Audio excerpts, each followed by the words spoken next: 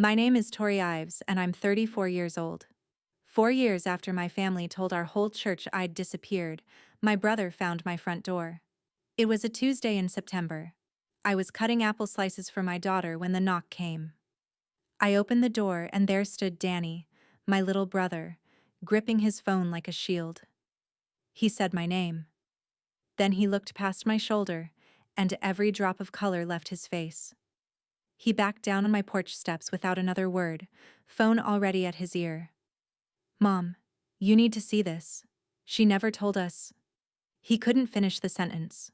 What my mother did with that phone call, and what I finally did on a Sunday morning, in front of every person who believed her, is why I'm telling this story. Welcome back to Calm Drama Stories, where quiet people finally tell the truth about the families that underestimated them. If stories about boundaries, betrayal, and starting over speak to you, drop a comment below and be sure to subscribe. There's a house in Asheville, North Carolina, with a front door the color of a robin's egg. I painted it myself the week we moved in. 3 coats, cheap brush, good light. The last coat of paint went on the day I stopped apologizing. Inside that house lives a 3.5-year-old named Marin, who believes pancakes are a food group. I work 12-hour shifts in the intensive care unit downtown, sometimes 16. I can recite the medication schedules of 8 patients without looking at a chart. Most days, I forget to eat lunch. I've watched people die politely. My family taught me how. That's a joke I only make on the drive home, alone, where nobody has to decide whether to laugh. Our life is small and deliberate. Daycare, work, pancakes, the library on Saturdays. First it was rent, then a mortgage. I still can't believe a bank gave me. I painted every wall in that house, but the door was the only color I agonized over. Blue, like the sky at the end of a night shift, when the world is quiet and finally belongs to you. In 4 years, nobody from Dayton, Ohio, had crossed under that doorframe. That was not an accident. It was also not the story my family told about it. They said I disappeared. Here's the thing about the word disappeared. It's passive. Fog disappears. Car keys disappear. It's a word that erases whoever did the erasing. What actually happened is that I stopped sending money home, and my family stopped being able to see me. The money is where this story starts. It isn't where it ends. It started, if I'm being exact, and I'm a nurse. I'm always exact. With an envelope at my own graduation dinner 10 years ago, at my mother's kitchen table. The spring I turned 24, I became the first Ives to finish college, a nursing degree, paid for with loans and double shifts at a diner. My mother, Carol, threw a dinner at the house in Dayton. Pot roast, a folding table pushed against the kitchen table, a sheet cake with my name spelled right. She propped my diploma against the gravy boat like a guest of honor. My father, Ray, said the blessing. Danny, 19 then, ate most of the cake. For about 2 hours, I was the pride of that kitchen, and I would have done anything to stay that way. I want you to remember that feeling, because my mother certainly did. After the plates were cleared, she slid an envelope across the table. Cream-colored. My name on the front in her tidy church bulletin handwriting. I thought it was a card. It was empty. "For the house," she said, patting my hand. "You're the one who made it out." She said it warmly, the way you'd hand someone a family recipe. Around the table, nobody blinked. Dad studied his coffee. Danny looked at the cake. I remember laughing a little because I thought I understood. One envelope. One favor. The least I could do. New nurses make decent money, and their furnace was old, and I was the one who made it out. I filled it from my first real paycheck and mailed it back. The second month, a fresh envelope arrived at the apartment I shared with 2 other new nurses, my name in that same neat hand. The third month, another. Nobody ever asked out loud again. The asking had been done once, at a celebration, in front of witnesses, dressed as pride. That envelope was never meant to be filled once. It was a subscription. I just didn't read the terms, because the terms were written in a language I'd been raised to call love. By year 2, I'd switched us to Zelle, because stamps felt absurd. The first of every month, money left my account before sunrise. $1,400, Most months. 2,000 in the bad ones. And there was always a bad one coming. A new furnace, Dad's truck transmission, a new roof after the hailstorm. I paid for that roof and felt proud of it. A daughter keeping rain off her father's head from 3 states away. Danny's used Honda when his job started requiring a car. Christmas envelopes on top. Easter envelopes. Birthday envelopes. On my side of the ledger, it looked like this. Night differential. Holiday pay. Every Christmas shift for 6 straight years because Christmas paid double. I was the nurse who never said no to overtime. My coworkers thought I was saving for something.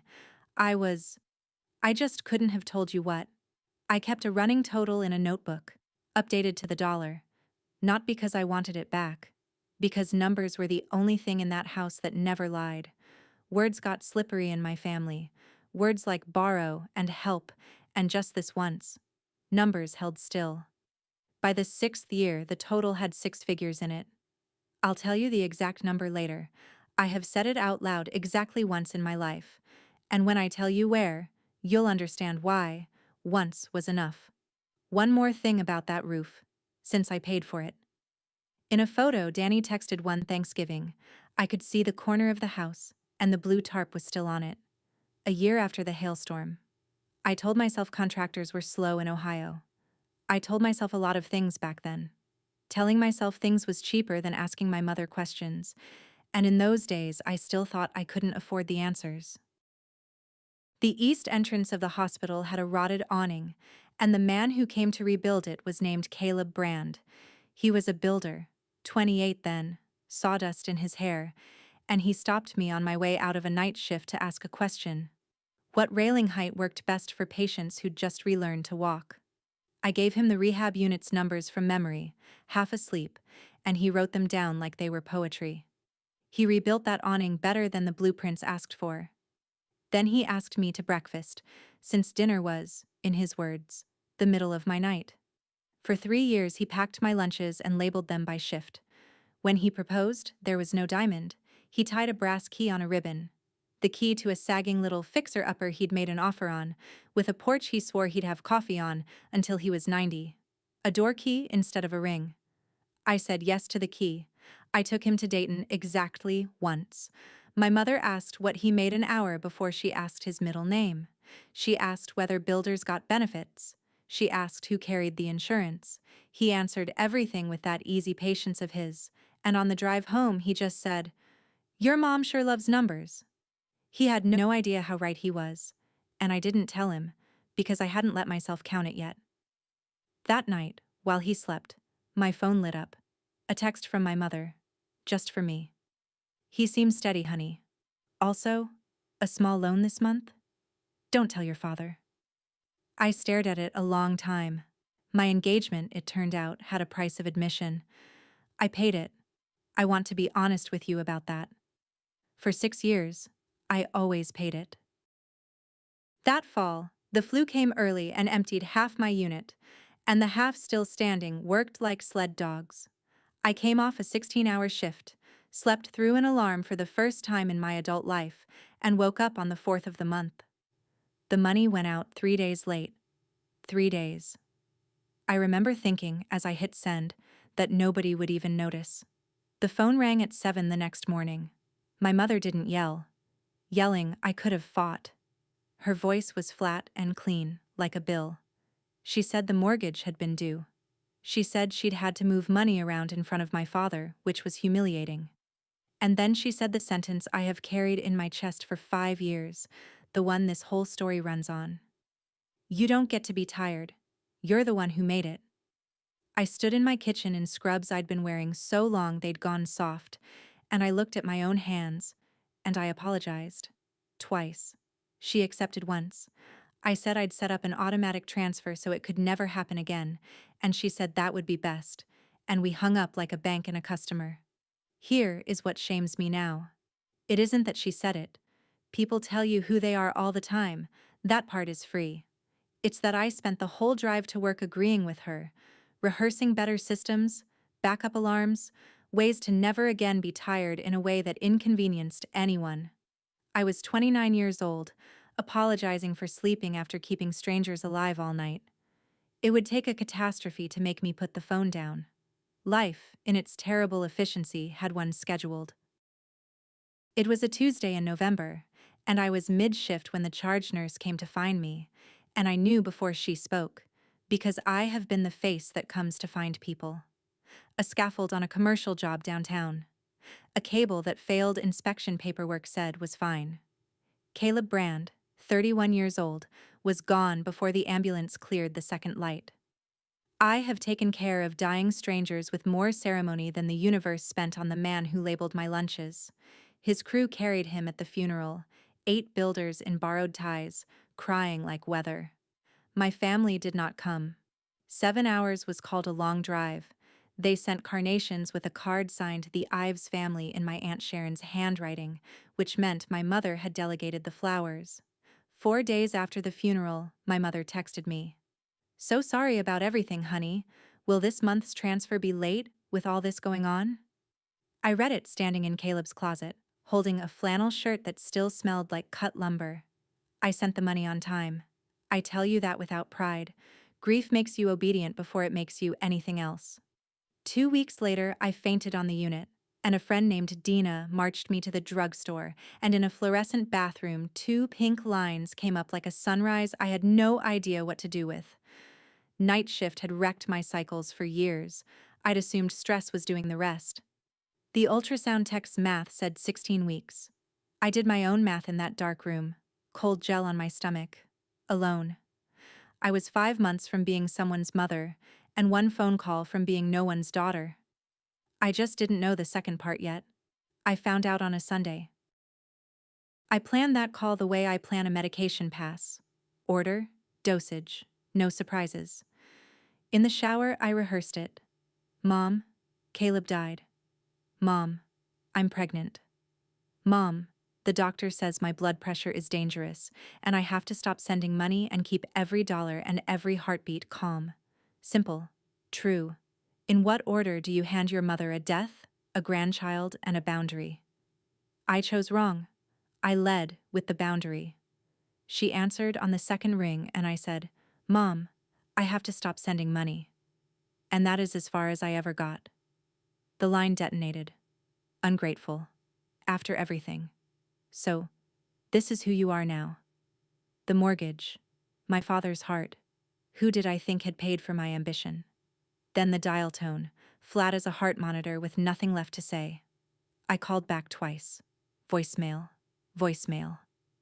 I sat on the bathroom floor and felt the words I never got to deliver. Caleb's name, the baby, settle back into my chest like swallowed glass. That week, my blood pressure earned me a specialist. The specialist used the words preterm risk and said stress like it was a controlled substance. Cut it down, or spend the pregnancy in a bed. So I tried the last door. I called my father. I could hear his garage radio, and I said, "Dad, please, something's happened." And Ray Ives, who once drove 4 hours for my choir concert, said quietly, "Don't upset your mother." Not what happened. Not are you okay? Every road into that family ran through Carol, and Carol had closed the road. I set the phone down on the counter, face down, and I did not pick it back up. They could have asked one question. Just one. They never did. 7 hours away, my mother started telling a story. It just wasn't mine. If you've ever been the family ATM, the one they call on the first of the month and forget on your birthday, tell me in the comments where you're watching from. I read everyone. It reminds me none of us were ever as alone as they made us feel.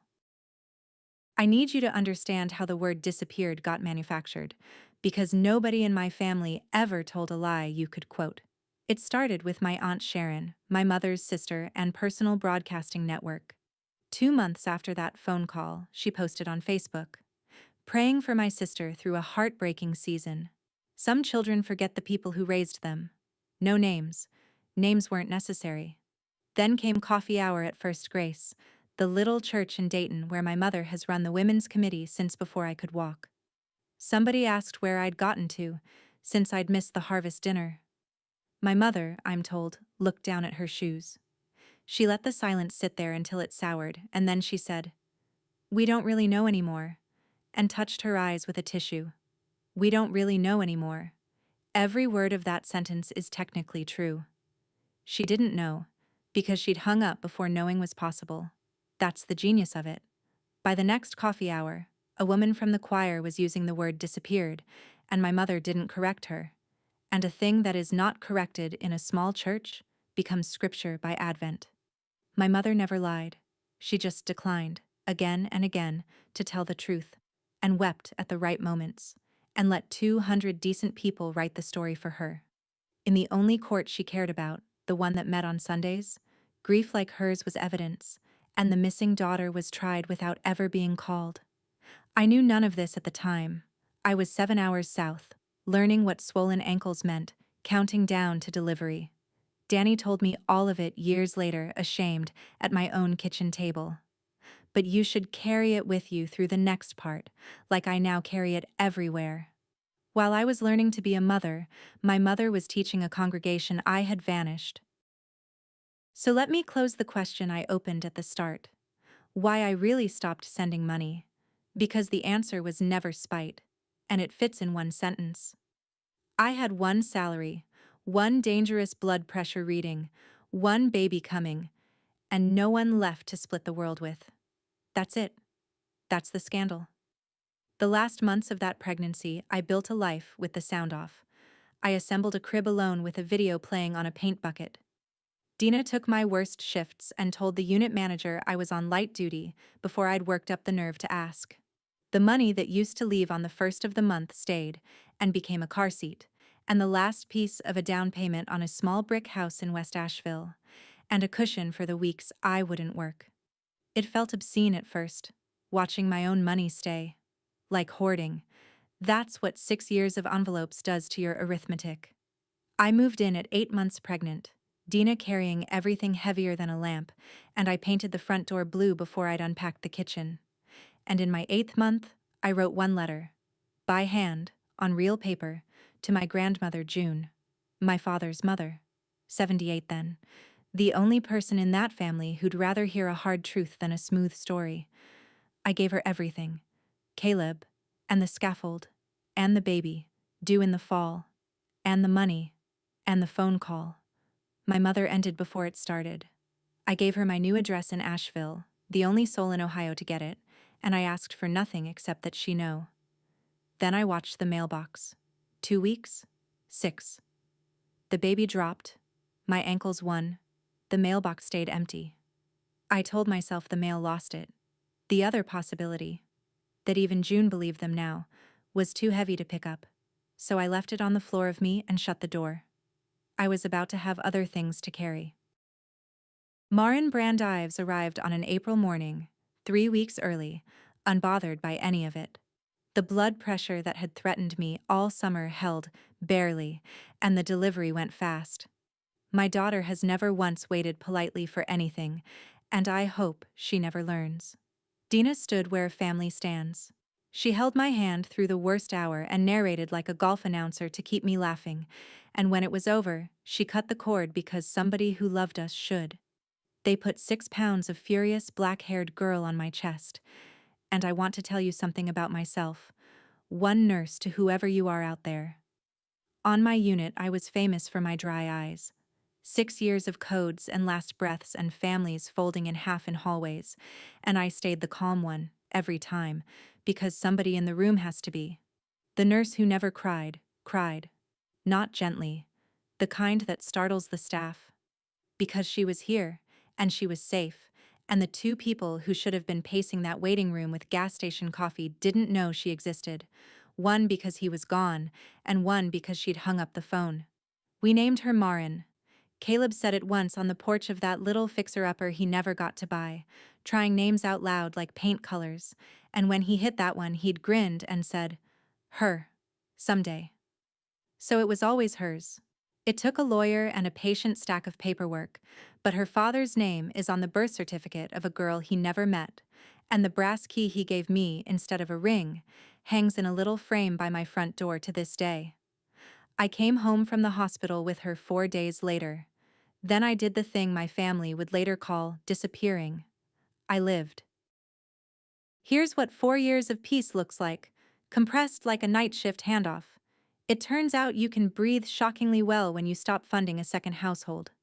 The mortgage on the little brick house got lighter every year, the dogwood in the yard got taller, and my daughter learned to walk on a sloped street in West Asheville. The door stayed blue, touched up every spring, never changed. And I already told you about the last coat. I got days instead of nights when she started preschool. I learned to make pancakes shaped like alarming dinosaurs. Dina became godmother, then family, the kind you choose with your eyes open. And every December, I sent exactly one piece of mail north. A Christmas card to my grandmother June, with a school photo tucked inside, and my return address printed neat in the corner. No phone number, no demands.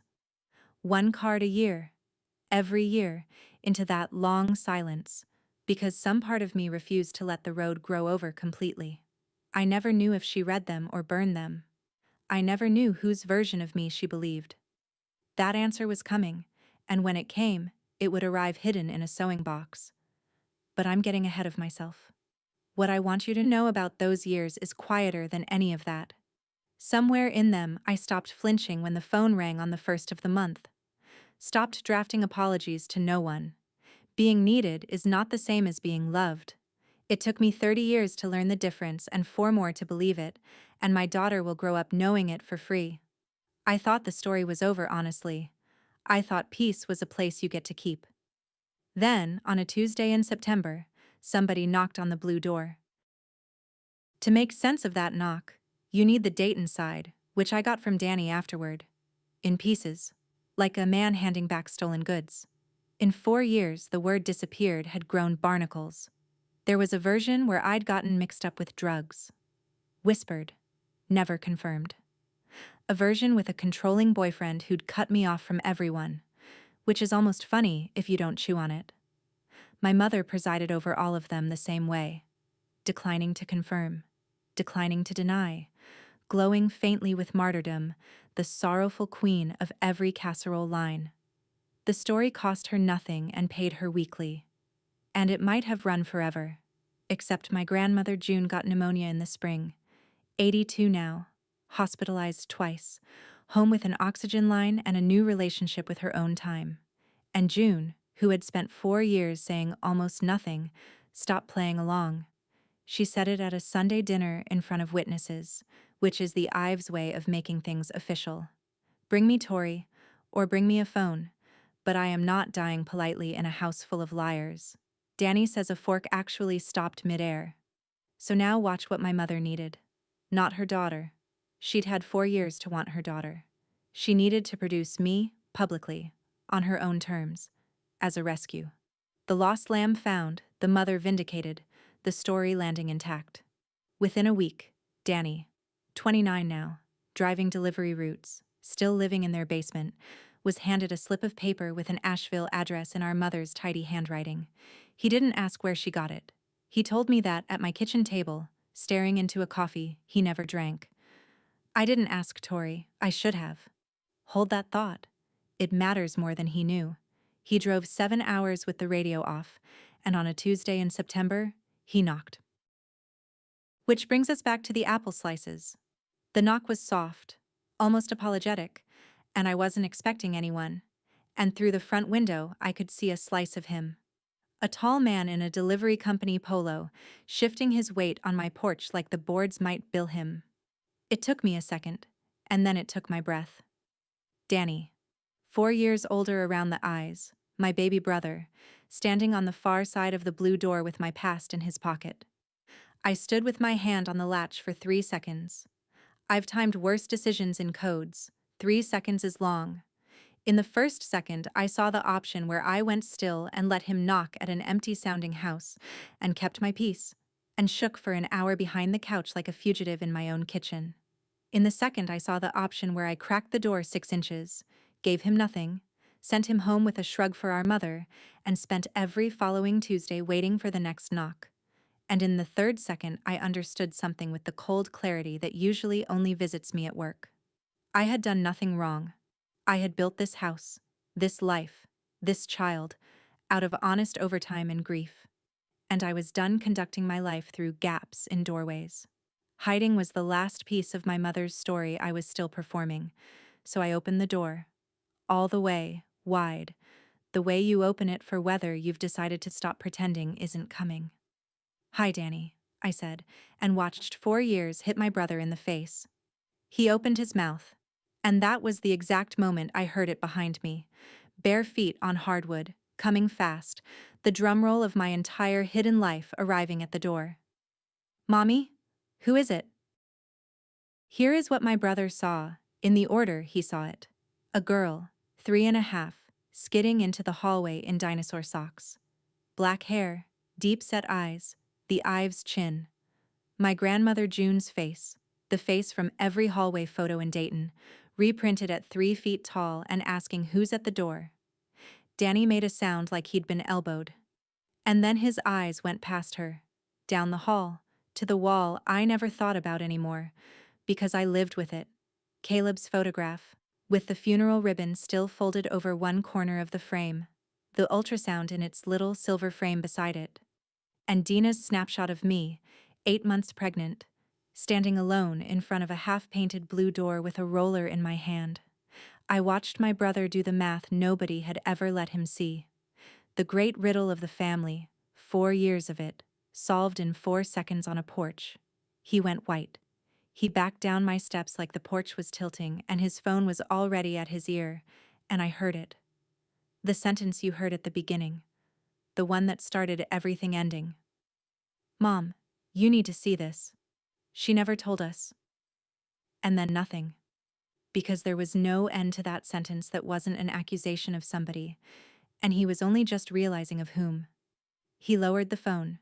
My little brother sat down on my porch steps and cried into his hands. I brought him inside. "What else do you do?" He sat at my kitchen table for 2 hours, and he asked the question no Ives had ever asked. "How did he die, Tori?" And he listened to every word of the answer.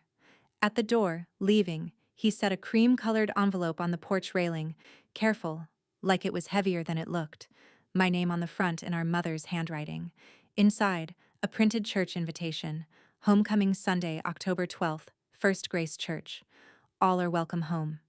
"She wants you there," Danny said. "She's going to fix this, Tori." "Fix it how?" He looked at his shoes. He didn't know. I did.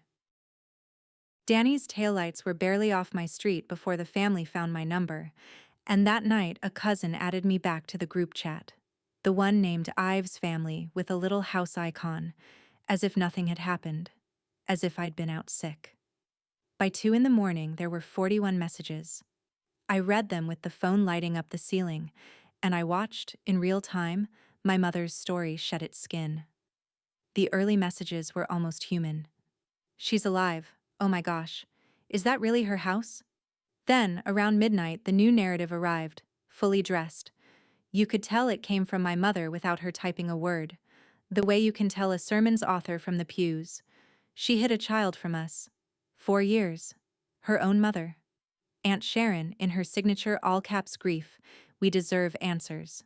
A cousin posted a string of little hearts under a photo Danny had apparently described, a photo he'd never taken, of a niece none of them had met. Overnight, in one chat thread, I went from the daughter who disappeared to the daughter who deceived. Same church, same jury, new charge. The story could survive anything except being my story.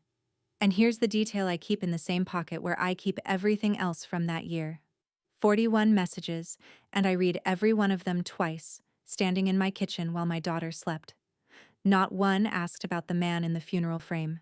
Not one asked his name, or how he died, or how I'd carried a baby alone through the worst year of my life. Grief wasn't on the family ledger. It had no cash value, so it didn't post. I put the phone in the junk drawer and went to bed. The next evening, my mother called me herself. Nearly 4 years since the dial tone. I answered. "I'm still deciding if I regret that." She was crying before I finished saying hello. I want to be fair. My mother's tears are real. Real, the way rain on a stage is real. Actual water. Engineered timing. "My baby," she kept saying. "My baby had a baby." I stood at my kitchen window watching Marin gather acorns in the yard and let the storm front pass through. I said the only true thing I had. You could have known her since the day she was born, Mom. All you had to do was let me finish one sentence. A pause. Recalibration. I could hear it. An almost mechanical sound, grief switching tracks to strategy. And then my mother, dry-eyed now, made me an offer. Come to homecoming, sweetheart. Stand with me. I'll tell everyone you were sick. You were, weren't you? With your blood pressure? A sick girl who couldn't reach out isn't a scandal, honey. It's a testimony. No one ever has to know about the money. I didn't say anything for a long moment. I was too busy being impressed. The way you can be impressed by a flood. Notice, please, everything that sentence did. It diagnosed me retroactively. With love. It converted 4 years of erasure into a redemption arc with her in the lead. And it buried the money, the 6 years, the 6 figures, the actual reason, under the church carpet, forever, with my signature on the burial. My mother wasn't apologizing. She was offering me a better produced lie and a supporting role in it. She didn't want her daughter back. She wanted the rights to the story, and I was a licensing problem. I'll think about it, I said, and hung up, and stood in my kitchen shaking. Not with fear, which surprised me, with recognition. Then, 2 nights later, my phone rang with an Ohio number I didn't know, and a voice I hadn't heard in 4 years said my name like it had never once doubted me. Gravel and Lace, saying my full name like it had never once been in doubt. My grandmother, June. Danny had given her the number, the first useful thing that address slip ever did. I sat down on my kitchen floor like the ground had been recalled, and for a second I couldn't say anything at all. She filled the silence like she'd been saving up. She'd gotten my letter. 4 years ago. Every page. She'd read my cards every December, school photo by school photo, and kept them where keeping them was safe. And I'll tell you where that was when I tell you what it meant. Why didn't you write back? I asked, and hated how small my voice came out. 34 going on 8. Look at my hands, child, she said, dry as toast. They shake like a paint mixer. And a letter leaving this family gets read at more checkpoints than a prisoner of wars. Then her voice went to a place I'd never heard it go, quiet and level, like testimony. I want you to hear this from me while I can still say it plain. I never believed the word disappeared, not for one day. People don't disappear, Tori. They get erased. And I have sat at that woman's table the better part of 40 years, watching who holds the eraser. I pressed my hand over my mouth so she couldn't hear what it was doing. 4 years I'd told myself I didn't need a single soul in Ohio to believe me. You can live on that. It's just that you find out what it weighed the moment somebody sets it down. Now, she said, brisk again, I'm told there is a girl at your house with my face on her. Bring her to me while these eyes still work. Not for a show. For a Saturday. So that settled that, almost. You already know it didn't stay a Saturday. Before I tell you what happened inside that church, let me ask you something. If the people who erased you invited you back, to a room where everyone believed their version, would you walk in? Type yes or no in the comments. I promise, by the end of this story, you'll know exactly what I chose and what it cost me. Let me be clear about what I decided, because it wasn't courage. I decided not to go to homecoming. I had no interest in my mother's stage, her lost lamb pageant, her congregation of 200 jurors. What I wanted fit on an index card. My grandmother's porch, my daughter on it, and the 2 of them in the same October light before her eyes or her lungs gave out. So I built the visit the way I build a night shift. Tight, timed, no exposure. Drive up Friday after my shift, 7 hours, which with a 3-year-old and her bladder is 9. A motel off the interstate on the far side of Dayton. 2 beds, free waffles, paid in advance. Saturday at June's house, all day, phones down. Sunday morning, wheels south before First Grace sang its first hymn, before the coffee was even percolating in that fellowship hall. I would be a roomer by the time the doors opened. In and out, 36 hours. and my mother's homecoming could premiere without its main character. Let her improvise. She was good at that. Dina came over the night before we left and watched me pack like she was proctoring an exam. "And when your mother finds out you're in town," she said. "Dayton's a small pond tour. Casserole travels faster than light there. Then I'll be on the interstate before it cools," I said, and we laughed, and I half believed it. I strapped Marin's car seat in and tucked the cream envelope into my bag. Not to use it, just to know where it was. You keep the dangerous medications locked, but you keep them. It was a good plan. Honestly, it was. It survived one afternoon. My grandmother's house sits 3 blocks off the state route, and it had shrunk the way childhood houses do, and she was on the porch before I'd cut the engine. 82 years old, oxygen line looped over her ears like reading glasses she refused to take seriously. Standing when standing cost her something. I unbuckled Marin, and my daughter, who is shy with mailmen, walked straight up those steps like they were hers. June put both shaking hands on that little face and just looked. "There you are," she said. "To Marin. To me. To some version of all of us, I think, going back further than I can see." Inside, we did a Saturday. Soup beans, cornbread, a soap opera June narrated like a horse race.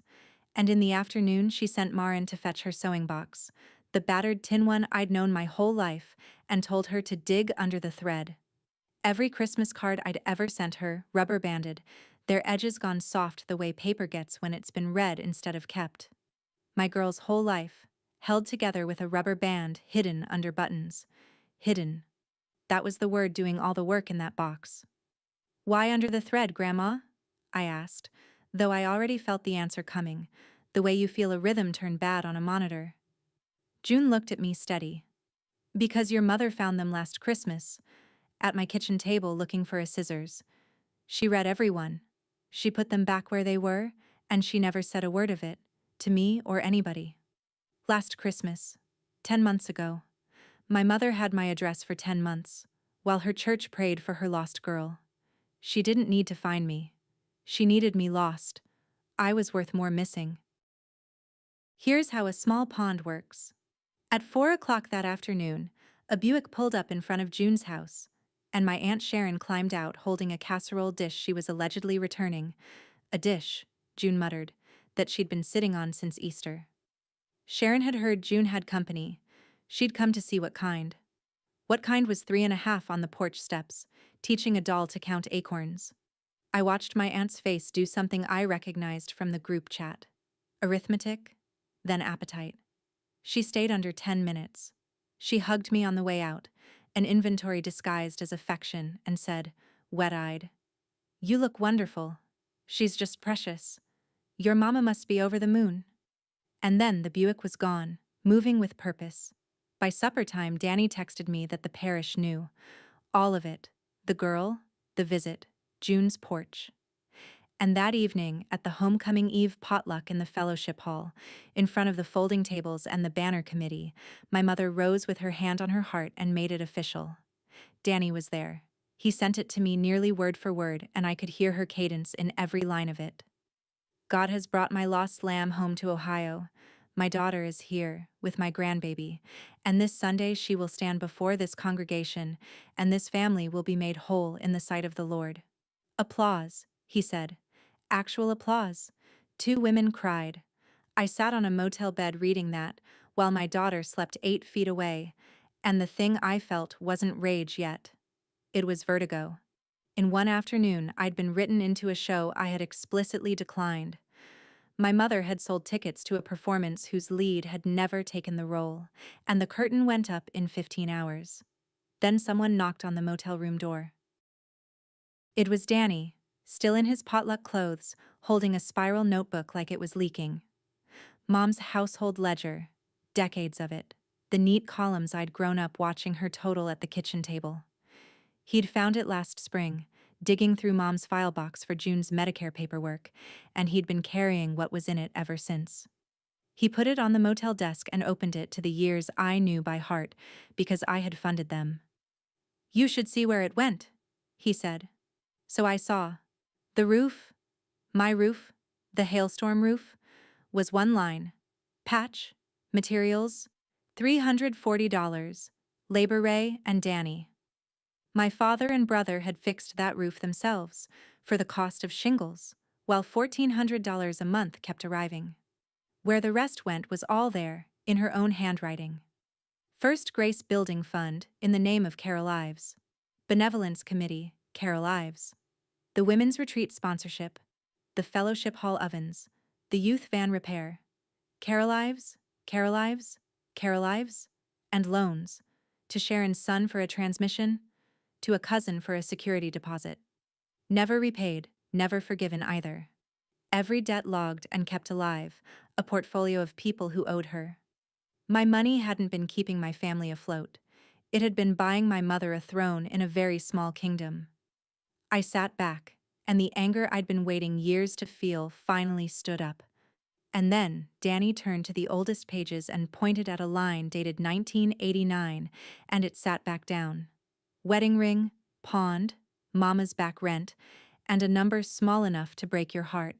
My mother was 24, married 8 months. She'd sold her ring to cover her own parents' debts, and nobody ever paid her back either. She's not spending your money, Tori, Danny said quietly. She's paying a debt she thinks every daughter owes. It made nothing okay. It made everything sadder than anger, and heavier. Understanding my mother didn't obligate me to keep being her currency. But it took revenge off the table. Whatever I did next, it wouldn't be to beat her. The Honda was your money, Danny added at the door, wincing. I'm paying it back. The car was a gift, I said. Gifts were never the part that hurt. I didn't sleep that night. The motel ceiling had a water stain shaped, I swear, like the state of Ohio, and I lay under it, running every route. Leave at dawn, skip the show, let the congregation swallow the no-show however my mother spun it. And she would spin it. I could already hear the sermon about prodigals too ashamed to face the light. Or go. Sit in a back pew. Be a quiet exhibit. Buy peace at the old exchange rate. I was still negotiating with the ceiling when a small voice came from the other bed, half inside a dream. Mommy, do I have a grandma? She'd met June. Great-grandma had landed easily, but she'd been listening all day, the way they always are when we think the words are flying over them, and somewhere in that little head a gap had opened in the paperwork. I lay in the dark and did not answer, and the not answering rang louder than anything I could have said. Because here's what I understood, staring at Waterstain, Ohio. If I stayed silent, my silence wouldn't stay mine. My mother would fill it, the way she'd filled 4 years of it, and someday my daughter would sit in some kitchen and hear that her mommy was the woman who disappeared, who hid, who was too ashamed to stand in front of good people. Silence had been my shelter. From here on, it would only ever be her material. I got up, went into the bathroom, and by that thin yellow light I took out the cream envelope and read it once more. Homecoming Sunday. All are welcome home.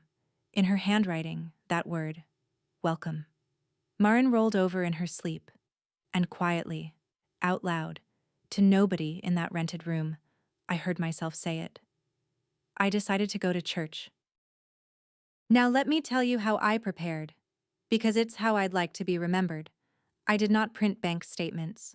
6 years of transfers sat in a file cabinet in Asheville, 7 hours south, and that's where I left them, where they had always been, on purpose. I wasn't going to stand in a sanctuary waving paper like a process server. Paper was my mother's language, ledgers, envelopes, receipts on the soul. I was done speaking it. I didn't write a speech either. I know what I sound like when I read from notes, like a discharge summary. And I know what the truth sounds like when you've been carrying it word perfect for 4 years. There was no rehearsal, because there had been nothing but rehearsal. Every night shift, every first of the month, every December card. Instead, I did small, true things. I ironed my navy dress with the motel iron, which fought me. I braided Marin's hair and let her pick the ribbon, and she picked orange, and she was right. Light lipstick. Caleb's brass key, out of the side pocket of my bag, into the pocket of my dress. Not for anyone to see. Ballast. Then I texted Danny. Front pew for Grandma. Aisle end, near the fans. She overheats. Marin and me right behind her. He wrote back fast.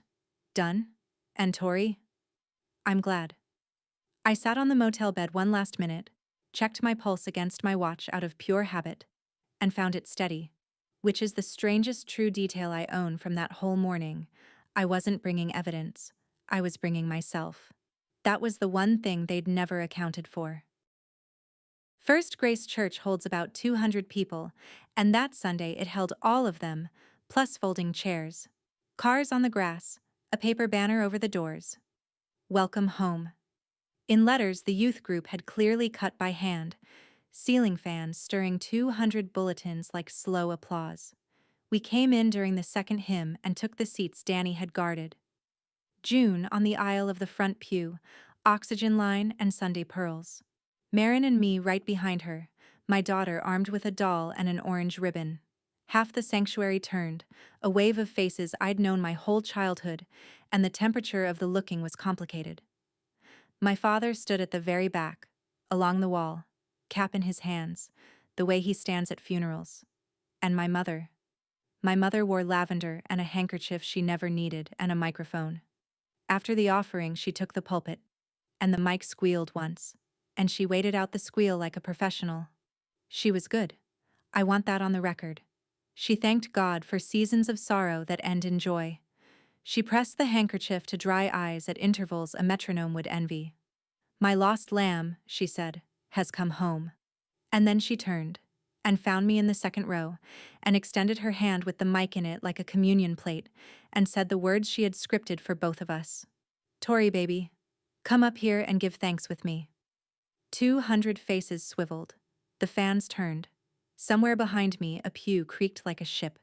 And there it was, the whole choice, laid out plain as a monitor strip. Stay seated, smile, wave, drive home intact, and let her version calcify over my life and start growing over my daughter's. Or stand up and burn the last bridge with my name on it, the one marked daughter who might someday come home. There would be no third Tory after this. I looked at June. My grandmother gave me a nod you'd have missed if you weren't starving for it. I let go of the pew. I stood up. I did not take the microphone. First Grace was built in 1921, back when rooms were built for voices, and a calm one carries fine. I stood at the front, hands empty at my sides, and I was, and this is the part I still can't fully explain, not afraid. 10 years in an ICU teaches you what an emergency actually is. This was just the truth, at last, in a room with good acoustics. I didn't disappear, I said. I stopped paying. For 6 years in my family, those were the same thing. You could hear the fans, you could hear a bulletin slide off a knee somewhere, and nobody moved to catch it. $100,000. That's not a figure of speech. I kept the total. You may check my math with anyone here who ever borrowed from it. I watched that number land in 200 people at once, watched a few faces in the middle rows go very still, the faces of transmissions and security deposits. I did not look at them longer than a heartbeat. I hadn't come for them. The year I quote-unquote disappeared, I buried the man I loved and delivered our daughter alone. Nobody asked. One question would have found me. And then I turned to my mother, because the last of it belonged to her, and I gave her back the sentence she'd given me, 5 years late, with the interest of a whole life on it. I was allowed to be tired, Mom. Just never here. The handkerchief came down, and my mother, who had held a note of gracious sorrow through 4 years, who never cracked at coffee hour, who could weep on cue and stop on cue, lost the room's tempo for the first time in her performing life. "How dare you?" she said, and the word dare split in the middle, and the microphone in her hand rang with it. Harsh, electric, too loud. She was shaking. I wasn't. That's not a boast. I'd been rehearsing calm since nursing school, and she'd been rehearsing an audience, and only one of those skills works when the script runs out. I never raised my voice. In a room built for echoes. Quiet turns out to be the loudest thing you can bring. Here's what the truth cost, itemized, since my family raised me to keep totals. The sanctuary split like water around a stone. I watched it happen in real time. Some faces going soft toward me, some going to stone. And the stone ones included people I had loved. Mrs. Hartwell, who taught me to read music in the third-grade choir, studied her hands like they were new. A deacon who used to slip us butterscotch shook his head. Slow, the way you do at a shame. And I understood that in his story I was the shame, and that he would die believing it, and that no document I owned could reach him. That's the tax nobody tells you about. The truth doesn't convince everyone, it just stops the lie from being unanimous. And I felt the other thing go too, the thing I'd actually paid with. Somewhere in that room, the daughter who might someday come home, the one who might someday be forgiven into the fold, invited back to holidays, restored by some future miracle of her mother's heart, that Tori died standing up. I'd killed her myself. I would grieve her later, and I knew it. And I stood there anyway, because she had been costing me everything, and paying in a currency nobody could spend. Then I did the only thing I'd truly come to do. I stepped back to our pew and took my daughter's hand, and led her the few steps forward to the front pew, in full view of 200 people who had prayed for a missing woman who was never missing. Marin, I said, this is your great-grandmother June. She's the reason I still believe in family. My grandmother put her shaking hands on that small face, her own face, made new. And the whole church watched a great-grandmother meet the child they'd been told was hidden from them, and even the stone faces had trouble staying stone. Some things outrank a narrative, not many. That. Then I picked up my daughter, nodded to Danny to bring June, and walked down the center aisle of First Grace Church for the last time in my life. Past the middle rows, past Sharon, who was looking at the number I'd said like it was floating in the air in front of her, because for her it was. She knew which lines of it had her family's name on them. Past pew after pew of people choosing, forever, which story to keep. My mother stepped away from the pulpit as I came level with her. And here is the strangest mercy of that whole day. What she said quietly, with the microphone lowered, to me alone. No audience. For the first time in 4 years, maybe in 40, my mother said something that wasn't staged. Everything I did for this family. And she believed it. That's the part that will never stop being sad. I could see all the way down that sentence, back to a 24-year-old at a pawnshop counter, sliding her wedding ring under the glass, learning forever what a daughter is for. I stopped. I looked at my mother, one arm full of the granddaughter she'd traded for a story, and I said it just as quietly, just for her, the sentence I'd been 30 years earning. Being needed is not the same as being loved, Mom. I hope one day somebody loves you for free. Her face did something I'd never seen it do. I didn't stay to name it. I walked on, and the ushers pushed open the double doors, and October came in. Cold, clean, indifferent, gold. Marin squinted up at me from my hip. Is church over? She asked. Ours is, I said. And we walked out into the sun. We were nearly to the car when I heard gravel moving fast, and it was Danny, tie loose, out of breath. He'd left June with the car door open and the heater running, thorough as ever, and he stood in front of me in the church parking lot with his hands open, like a man showing he's unarmed. He didn't defend her. I want that noted in the family record, whoever keeps it now. He didn't say she means well, or you know how she is, or any of these sentences that had upholstered my childhood. He'd stopped carrying her messages the day he sat down on my porch steps. He just looked at his niece, asleep on my shoulder before we'd even left the lot, and then at me, and asked for the one thing nobody in my family had ever asked me for. Can I come see her? No envelopes. Just an uncle. Just an uncle. 29 years old, and it was the bravest sentence anyone in the Ives family had said out loud in a decade. Sundays, I said, bring nothing. He nodded like I'd handed him something breakable and valuable, because I had. We pulled onto the interstate before the potluck casseroles were even uncovered. Nobody chased us, Nobody needed to. That part of the story was over. 6 weeks later, on a warm Saturday in November, my grandmother June sat on my porch in Asheville. Danny drove her down 7 hours, and she reported with great satisfaction that his taste in radio was a crime. She had the sewing box on her lap. She was teaching Marin to thread a needle, both of them squinting, 4 hands shaking for 2 different reasons, and when the thread finally went through, they cheered like a stadium. My mother's letter had come the Tuesday before. 3 pages, her handwriting, her version. A season of trials, a daughter deceived by grief, scripture about honoring parents, and the word sorry appearing 0 times in any load-bearing sentence. I read it once at the kitchen counter, put it in a drawer, and went back to making dinner. It hurt less than I'd budgeted for. That's the honest miracle. Not that it didn't hurt, but that the wound had finally stopped being load-bearing. From Dayton, the news came through Danny, who calls every Sunday on video so Marin can show him alarming dinosaur pancakes. Our mother stepped back from the treasurer's job, citing her health. A few relatives who'd borrowed from my money have started quietly pressing small bills on June, who takes them without comment and buys yarn. Sharon still calls the cousins on the first of the month. The machine survives. It just runs without me in it.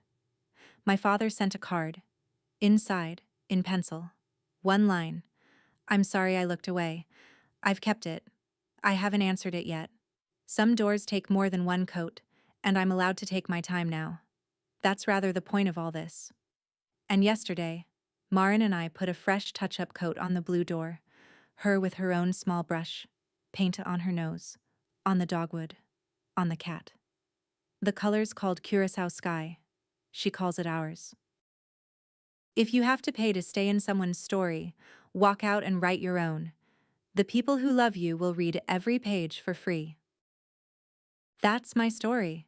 4 years of silence, one knock on a blue door, and 90 seconds in a church that finally heard the truth. If this reminded you of an envelope you keep filling for people who never ask how you are, take that as your sign. And if someone you love needs to hear this, share it with them. Drop a comment, hit subscribe, and I'll see you in the next one.